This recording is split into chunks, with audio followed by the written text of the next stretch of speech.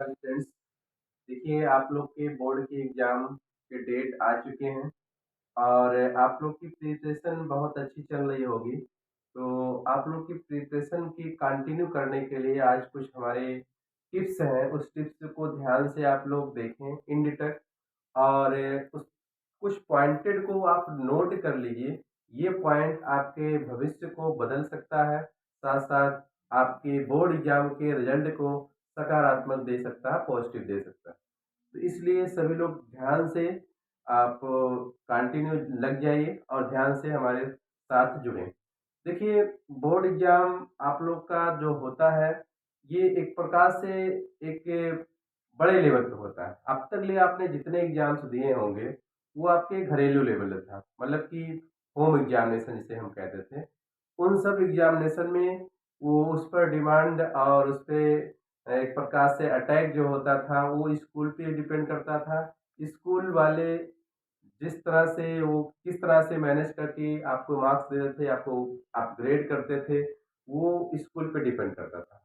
अब जो बोर्ड का एग्ज़ाम है, ये बोर्ड का एग्ज़ाम ना तो जो आपके टीचर्स पढ़ा रहे हैं, चाहे वो क्लास टीचर हो, चाहे वो सब्जेक्ट टीचर हो, चाहे वो ट्यूशन टीचर हो, चाहे वो कोचिंग टीचर हो, उन सब किसी के हाथ में वो चीज़ नहीं रहता है। वो अब आपको देगा, जो रिज़ल्ट होगा वो बोर्ड के हाथ में होता है।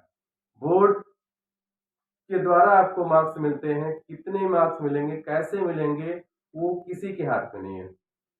तो इसलिए अब हमें जो तैयारी करनी है, बहुत ही हाई लेवल पे तैयारी करनी है, अच्छे ढंग से करनी है, जिससे कि बोर्ड में हमें अच्छे रिज़ल्ट आएँ और ये बोर्ड के रिज़ल्ट ही हर जगह कहीं भी कॉम्पिटिशन एग्ज़ाम देने जाएँगे या कोई जॉब लेने जाएँगे, तो सब जगह बोर्ड के रिज़ल्ट 12th क्लास के मार्कशीट माँगे जाते हैं।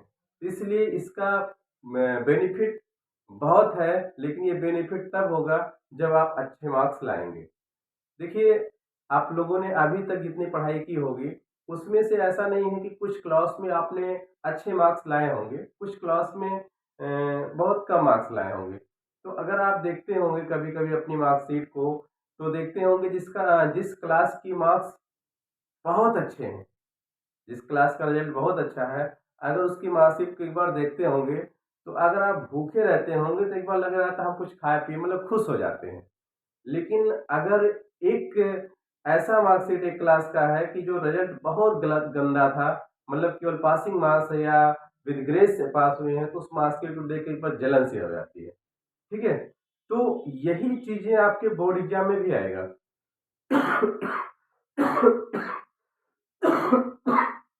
बोर्ड एग्ज़ाम में भी यही चीज़ें आएगा। बोर्ड एग्ज़ाम में अ, भी यही प्रॉब्लम होगी कि अगर आपके बोर्ड एग्जाम के रिजल्ट बहुत अच्छे आएँगे, तो आपको लगेगा कि हाँ, हमने अच्छा मार्क्स पाया है और कहीं भी आप किसी के सामने अपना वो बता सकते हैं या प्रेज़ेंट कर सकते हैं कि हाँ हमारे मार्क्स इतने आए हैं। देखिए, आप सभी लोग के पता है, सभी स्टूडेंट्स चाहे वो बॉय हो, चाहे गर्ल हो, वो सबके रिलेटिव एक-दूसरे से कनेक्ट होते हैं, ठीक है? वो सबको पता है कि हमारा बेटा या हमारी बेटी या उनका बेटा, उनका बेटी 10th क्लास में है, 12th क्लास में, उसके बाद बोर्ड एग्ज़ाम है। तो उनको सबसे पहले खाली बेसब्री से केवल यही इंतज़ार रहता है कि हाँ, कितना नंबर लाया कि बोर्ड एग्ज़ाम है, कितना मार्क्स आया। आपके रिज़ल्ट आते हैं ना, तो आपके मम्मी-पापा उतने इरिटेट हैं जिससे ज़्यादा पड़ोसी वाले रहते हैं कि हाँ, उनका बेटा या उनका लड़का और लड़की, बेटी कितना मार्क्स लाई है बोर्ड में, कितना नंबर लाई है, तो सबसे ज़्यादा उन लोग को अट्रैक्ट होता है। तो इसलिए ऐसी नौबत ना आए, ऐसी अनहोनी ना होने पाए, जिससे कि आपके मतलब कि मार्क्स गंदे हो जाएँ। तो इन सब को ध्यान में रखते हुए बेजोड़ मेहनत करिए कि आपको वो उन लोग को भी आप सबक दिखा सकें और सबक सिखा सकें। ठीक है? कहते हैं मेहनत इतने खामोशी से करो सफलता को राम मचा दे। तो हाँ, सेम वैसे ही करना है आपको। मतलब अब देखिए क्या है कि आपने साल भर पूरा बिता दिए बोर्ड एग्ज़ाम के लिए प्रिपरेशन के ओनली फॉर 30 डेज़ हैं। 30 डेज़ बोर्ड एग्ज़ाम के हैं। अब उन 30 डेज़ को हम कैसे मैनेज करें कि जिससे हमारे रिज़ल्ट में पॉज़िटिव रिजल्ट आए और जो भी अभी तक रिजल्ट इतने आए हैं उन सब से भी अच्छा जाए। इसके लिए आपको एक स्ट्रेटजी बनानी होगी, एक टाइम टेबल अपना सेटअप करना होगा कि इतने से इतने घंटे तक हम ये सब्जेक्ट का स्टडी करेंगे, इतने से इतने घंटे का दूसरे सब्जेक्ट का स्टडी करेंगे। इस तरह से एक टाइम टेबल के रूटीन के हिसाब से चलेंगे तो ज़रूर आपके सिविल्स लाएँगे, ठीक है? सबसे पहली बात ये है कि अगर हम कोई चीज़ का अगर एम लेके नहीं चलते हैं, तो वो हमें वहाँ एम तक पहुँचाने में थोड़ी-सी समस्याएँ हो जाएँगी। तो देखिए एम तक पहुँचने के लिए बहुत चीज़ों की आवश्यकता होती है, बहुत चीज़ों को फेस करना पड़ता है। तो आवश्यकता में जैसे हमें नीड होनी चाहिए, जैसे हमें बोर्ड एग्ज़ाम टॉप करना है, तो हमारी नीड बोर्ड एग्ज़ाम टॉप करना ही नहीं होना चाहिए। हमारी नीड होना चाहिए कि और आगे क्लास में एडमिशन हो जाए। खासकर अगर 10th क्लास के स्टूडेंट्स हैं, तो वो सोचे कि हमारा 10th हाईएस्ट हो जाए, जिससे हम अच्छे मार्क्स ला करके हम अच्छी क्लास में या अच्छे जगह एडमिशन ले लें। वैसे ही 12th की स्टूडेंट की बात करें, ये लोग अगर अच्छे मार्क्स लाएँगे, तो उन्हें अच्छी यूनिवर्सिटीज़ में, अच्छे कोर्सेज़ में कम फीस पेमेंट में भी उनका एडमिशन हो जाएगा और अच्छे मतलब कि हायर एजुकेशन में अच्छी पढ़ाई के लिए एबल हो जाते हैं। तो इसलिए इसके लिए बहुत सारे फेसेस करने होते हैं, तो हम उन फेसेस की स्टेप बाय स्टेप को बता रहे हैं, उसको ध्यान से देखिए और इसको आत्मसात करिए कि हाँ, ये चीज़ें सबके साथ होता है। देखिए, सबसे पहले है नीड, नीड, फिर इसके बाद है ड्राइव,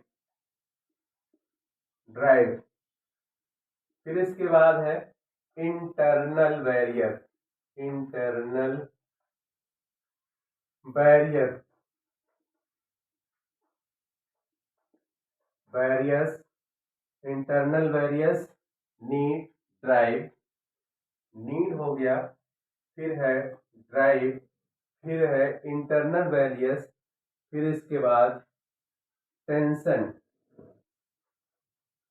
टेंशन, इसके बाद आता है, नीचे हम लिख देते हैं स्टिमुलस, स्टिमुलस, स्टिमुलस, फिर इसके बाद होता है एम। अब आप यहाँ पे ध्यान से देख रहे होंगे कि आपको एम तक पहुंचने में कितने फेसेस करना होता होगा। नीड मीन्स होता है आवश्यकता, आवश्यकता, आप लोग हिंदी इंग्लिश सब जानते होंगे। तो नीड मीन्स होता है आवश्यकता। सबसे पहले हमें नीड होना चाहिए, भूख होनी चाहिए कि हाँ, हमें बोर्ड एग्जाम में 100 प्लस 90 प्लस जाना है, 100 के पास जाना है, 100% लाना, मार्क्स हमारे 100% आए, 90 प्लस मार्क्स हो। तो इसके लिए सबसे पहले आपकी भूख होनी चाहिए कि हाँ, हमें बोर्ड एग्जाम में 90 प्लस 99%, 98% लाना ही लाना है, ठीक है? तो इसके लिए सबसे पहले नीड होनी चाहिए। जब नीड होगा तो उसमें आपको मोटिव होनी चाहिए, मोटिवेशन होनी चाहिए कि ड्राइव मीन्स होता है चलाना। जैसे आज किसी को देखा कि हाँ, हमारा भाई या बहन कोई ने 90 प्लस ले आया है, तो उसके देखकर आपको थोड़ी-सी आपके अंदर ज्वेलसी होगी कि हाँ, हम भी लाएँगे, हम भी ऐसा करेंगे और ज़रूर लाएँगे। तो ये चीज़ें ना 2 से 3 दिन, 4 दिन ऐसे-ऐसे चलती है, उसके बाद धीरे-धीरे ठप होनी चालू हो जाती है। फिर वो स्लो हो जाती है, फिर वो स्लो होने का रीज़न क्या बताएँ आपको? सबसे बड़ा रीज़न है सोशल मीडिया। सबसे बड़ा रीज़न है सोशल मीडिया और सबसे बड़ा रीज़न है मोबाइल। तो इसी से धीरे-धीरे अटैच होते-होते सब चीज़ें भूल जाते हैं, फिर उसी में मग्न हो जाते हैं रील देखने में और इसमें, और वो चीज़ें आप एम को अपने आप को डिस्टर्ब हो जाते हैं, दूसरे रूट पे चले जाते हैं। तो इस चीज़ों से आपको दूर रख करके ड्राइव को बनाए रखना है, चालक को बनाए रखना है, नहीं हमें लाना है तो लाना है, लाना है तो लाना है। ये चीज़ें आपकी बनी रहनी चाहिए कंटिन्यू। तब उसके बाद आएगा इंटरनल बैरियर। इंटरनल बैरियर देखिए, लाइफ में कोई भी ऐसा नहीं रहा है जिसके अंदर बाधाएँ ना आए हों। चाहे वो ईश्वर से लेकर के सबके जितने भी मतलब कि जितने भी साइंटिस्ट बने हैं, सबके जीवन में बहुत सारी बाधाएँ आई हैं। जो बाधाओं को फेस किया है वही आगे बढ़ा है, ठीक है? तो इसलिए आंतरिक बाधाएं बहुत सारे हैं, आप लोग के भी होंगी, पढ़ने के लिए समस्याएं होंगी, टाइम नहीं मिलता होगा, बहुत सारे फैमिली में बहुत समस्याएं होंगी, पैसे की समस्याएं होंगी, है ना। तो ये सब बहुत सारी समस्याएं आएंगे, इन सब को हमें फेस करना है। क्या करना है? लड़ना है, डरना नहीं है। लड़ेंगे तब आगे बढ़ेंगे, डरेंगे तो बैठ जाएंगे। ठीक है, तो इन सब से आपको लड़ते हुए, इंटरनल वेरिए लड़ते हुए आगे बढ़ेंगे, तब फिर आपके अंदर टेंशन भी आएगा। हाँ, अब टेंशन आएगा, तनाव आपके अंदर होगा। हाँ, कैसे कैसे इतना हम कर पाएंगे, हमसे नहीं हो पाएगा, आगे वाला फ्रेंड तो बहुत आगे है, हम नहीं कर पाएंगे, हमारे कैपेसिटी नहीं है, तमाम प्रकार के टेंशन होंगे। उन टेंशन को भी झेलना है। उन टेंशन को आप जब झेल करके, उन टेंशन को फेस करके आगे बढ़ेंगे, तब आपको दिखेगा स्टिमुलस। स्टिमुलस क्या? कि आपको बोर्ड एग्जाम में 98% लाना है या 99% लाना है, ये आपको एम दिखेगा, स्टिमुलस आपको दिखेगा। तो स्टिमुलस दिखेगा तो जरूर जरूर आप स्टिमुलस के पास अगर है तो उससे जैसे ही स्टिमुलस के नजदीक, आपको सपनों में कोई चीज होता नहीं है कि जब किसी चीज को विशेष उस पर लगाव रखते हैं तो वो चीज आपको सपनों में आ जाती है। ठीक है, जब वो चीज सपनों में दिखने लगता है तो उस पे समझ लिए कि आपका माइंड कंसंट्रेट हो गया, आप उसी की ओर फोकस हो गया है। अब आपको केवल लर्न करना है, केवल उस पे रनिंग करना है, दौड़ना है उसके साथ। देखिए, एक बिजनेसमैन को देखिए, एक बिजनेसमैन जो होता है वो बिजनेस करता है तो वो उसके बिजनेस का माइंड जो है 24 आवर अप टू चलता रहता है। वो सोचता है, सोता है तब भी वो अपने माइंड में सोते सोते भी बिजनेस करना के प्लानिंग वगैरह करता रहता है, तो इसलिए वो सक्सेस है। हम लोग क्या करते हैं, दिन में पढ़े, क्लास लिए, स्कूल की बहुत सारी क्लास लेके आए, फिर आके कोचिंग क्लास लिए, उसके बाद कभी भी 5 मिनट कंसंट्रेट नहीं होते हैं। खाना खाए, उसके बाद थोड़ा सा रिवीजन किए, सो गए, कुछ नहीं पता चला क्या हो, सुबह हुई फिर बैग लेके चल दिए। तो ये चीजें आपको नहीं करनी है। आपको 10 मिनट 5 मिनट रुक करके कंसंट्रेट करना होगा कि अगर आज हम स्कूल जा रहे हैं तो आज स्कूल में क्या पढ़ाया जाएगा, एडवांस होना चाहिए।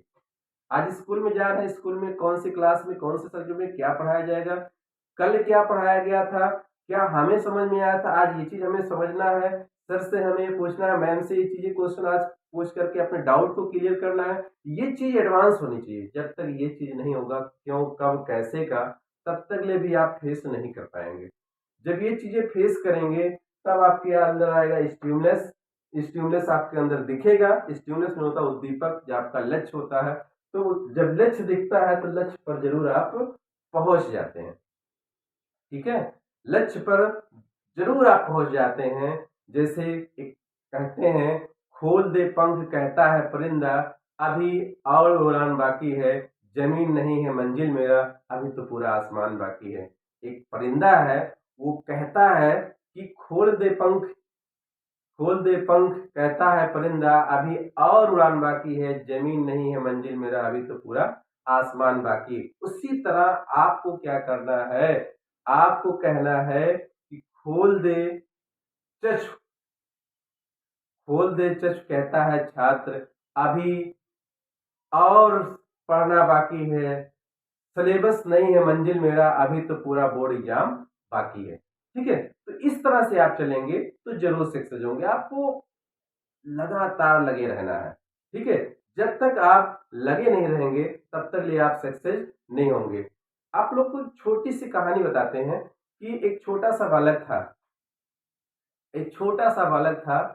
वो क्या करता था कि अ, जब वो उसकी माँ पढ़ने के लिए बोलती थी कि बेटा बोर्ड एग्जाम आपने आने वाले हैं और आपका एग्जाम आने वाला है, आप पढ़ना चालू कर दो। हाँ, मम्मी कल पढ़ लूँगा, अभी सो लेते हैं आज, सुबह उठेंगे तो पढ़ाई करेंगे, मन से करेंगे। और सुबह हुआ तकरीबन 5 बजे, तो मम्मी बोली बेटा उठ जाओ, सुबह हो गया है, अपना पढ़ाई करो, पढ़ाई करना चालू कर दो। तो हाँ मम्मी उठ रहा हूँ अभी, थोड़ा-सा अभी उठ जा रहा हूँ। करते-करते वो 8 बज गए, स्कूल का टाइम हो गया, जैसे ही उठा तुरंत बैग लेकर के नाश्ता करके चल दिया। फिर स्कूल से आया, फिर इधर-उधर रील देखने लगा, उसके बाद फिर सो गया। फिर नेक्स्ट टाइम बुलाया मम्मी कि उठो बेटा पढ़ लो, एग्जाम की तैयारी करो, बोर्ड एग्जाम बहुत सर पे आ गए हैं। कि हाँ मम्मी पढ़ लेंगे, अभी तो है 15 दिन है ना, पढ़ लेंगे, तैयार कर लेंगे, सब तो तैयार तो है, क्या वो खाली रिवीजन ही करना है। वो ऐसे करते करते करते करते वो टालता गया। तो उसकी माँ एकदम परेशान हो गई कि ये लड़का हमारे मतलब बोर्ड एग्जाम को बेकार कर कर हम लोग को भी अपना तो कैरियर चौपट करेगा ही, हम लोग को भी जीवन को अधूरे में रख लगेगा। देखिए, हर एक माता पिता का सपना होता है कि हमारा बेटा या बेटी अच्छी पढ़ाई करे, अच्छा आगे बढ़े, जिससे उसका भविष्य उज्जवल होगा, तो हमारा भी साथ साथ उसी के साथ भविष्य उज्जवल हो जाएगा। इसलिए वो निरंतर परेशान रहते हैं और उस बच्चे के लिए हर एक चीजों को सेक्रीफाइस करते हैं। घर में राशन नहीं होगा, खाने के कम होंगे, लेकिन उसको बच्चे को जरूर खिलाते हैं, अपने लिए सेक्रीफाइस करके अपने लिए रोक लेते हैं, लेकिन बच्चों की कमी ना होने पाए। हर पेरेंट्स की ये होती है, लेकिन यही पेरेंट्स की वो बच्चे अगर समझ जाए तो शायद बच्चे बहुत आगे जाएं, लेकिन नहीं समझ पाते हैं। तो उस दिन उनकी माँ ने थोड़ा सा सोच करके अपना दिमाग चलाया। उन्होंने कहा, एक दिन बनाई खीर।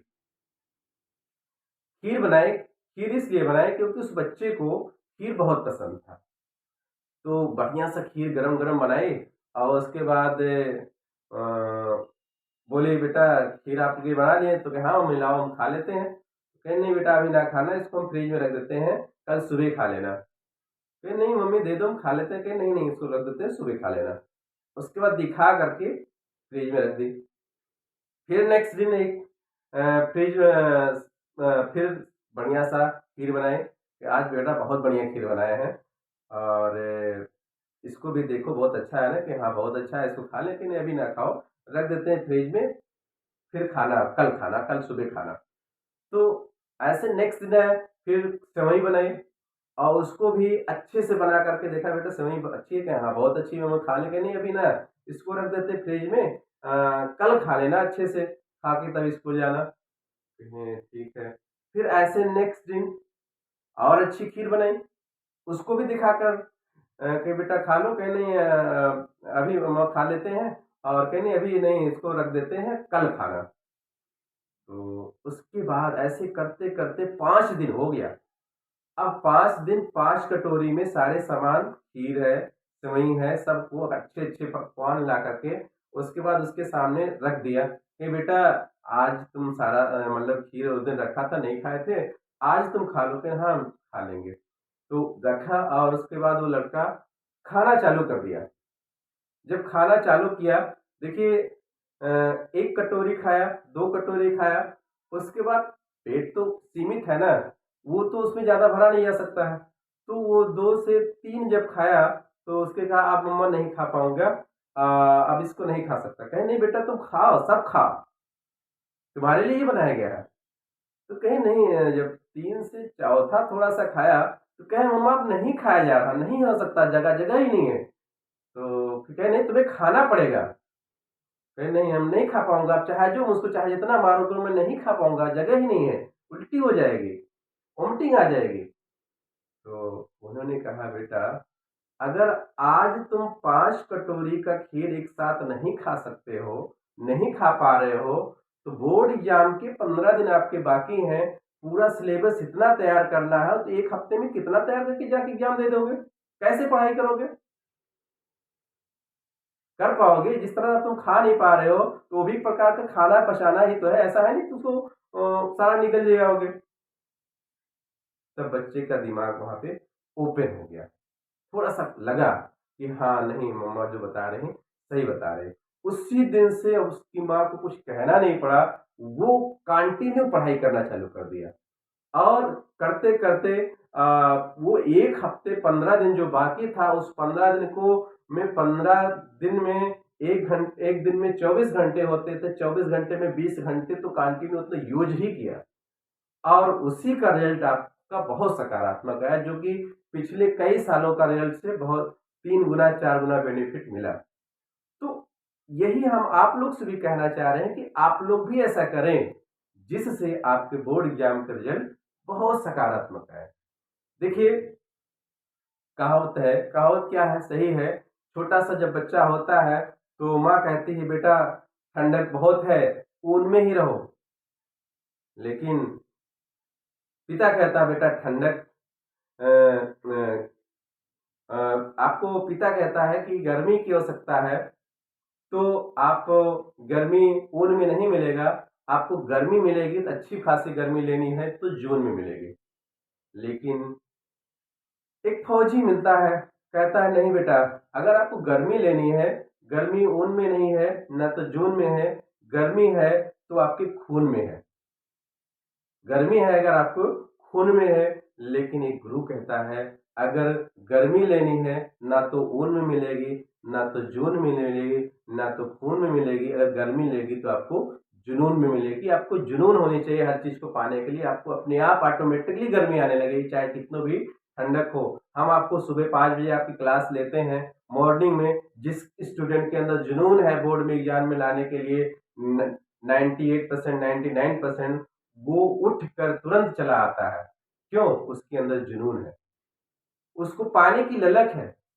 तो गर्मी ना तो ऊन में होती है, ना तो जून में होती है, ना तो खून में होती है। अगर गर्मी लेनी है तो गर्मी आपके जुनून में होती है। तो इसी तरह से आपके बोर्ड के एग्जाम की तैयारी करिए।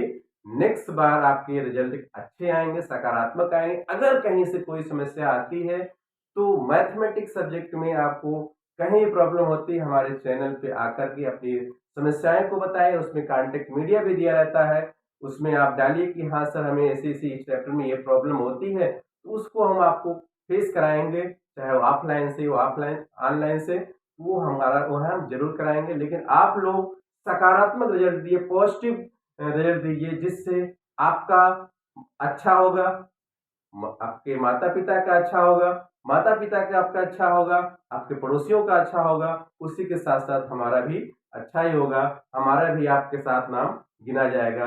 तो वेरी वेरी थैंक यू, धन्यवाद।